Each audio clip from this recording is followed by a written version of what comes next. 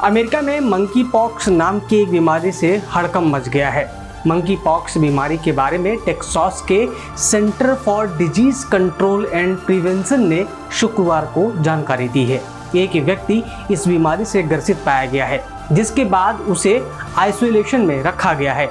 बीमारी से ग्रसित व्यक्ति कुछ दिन पहले ही नाइजीरिया से वापस अमेरिका लौटा था।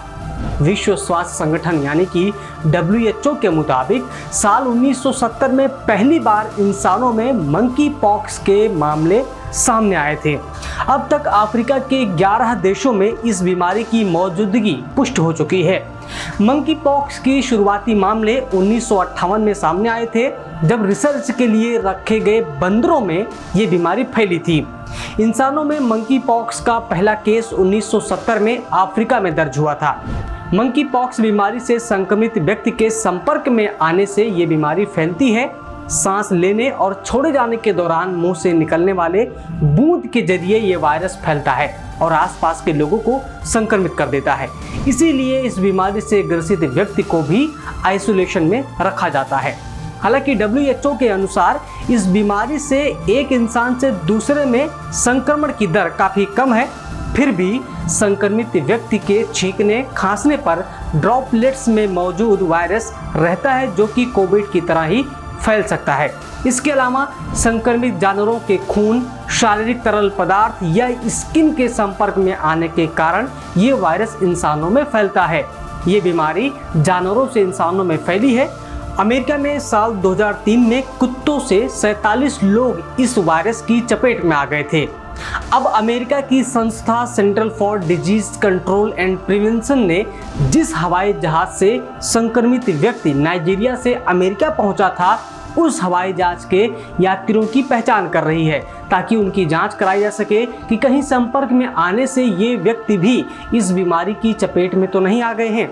WHO के मुताबिक मंकी वायरस यानी कि मंकी पॉक्स संक्रमण होने के बाद लक्षण दिखने में 6 से 13 दिन लगते हैं।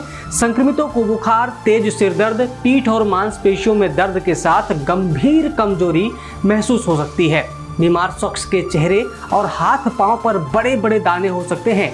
मंकी पॉक्स सांस के जरिए एक व्यक्ति से दूसरे व्यक्ति तक पहुंचता है। CDC ने कहा है कि इस मामले में ऐसा होने की संभावना कम है, क्योंकि कोविड-19 के कारण उड़ानों और अमेरिकी हवाई अड्डों पर पहले से ही मास्क पहनना अनिवार्य है, जिससे कि जोखिम कम हो जाता है। अगर इस बीमारी के इलाज की बात करें तो इस बीमारी का अभी तक कोई भी इलाज नहीं है। इसके इलाज के लिए चेचक के टीकों को ही सबसे ज़्यादा प्रभावी मानकर उन्हें ही लगाया जाता है। अब सवाल ये है कि कैसे करें इस बीमारी से बचाव। चूँकि ये बीमारी जानवरों से इंसानों में फैलती है, तो बीमार जानवरों से दूरी बनाए रखना चाहिए। कच्चा अधपका मांस खाने से बचें। अगर आप शाकाहारी आहार लेते हैं तो इससे बढ़िया और कुछ भी नहीं है। संक्रमित लोगों से दूरियां बनाकर रखें और साफ सफाई का विशेष ध्यान रखें। सबसे मुख्य और महत्वपूर्ण बात है कि संक्रमण के बारे में लोगों के बीच जागरूकता फैलाई जाए। इस वीडियो को आप शेयर कर सकते हैं, ताकि लोगों तक इस बीमारी के बारे में जानकारी पहुंचे और लोग जागरूक हो सकें। ऐसे ही वीडियोस को अपने मोबाइल पर सीधे पाने के लिए आप हमारे फेसबुक पेज से जुड़ सकते हैं। लाइक कीजिए हमारे फेसबुक पेज को और सब्सक्राइब कर सकते हैं हमारे यूट्यूब चैनल को। सब्सक्राइब कर लीजिए। सब्सक्राइब करें पर्यावरण पोस्ट।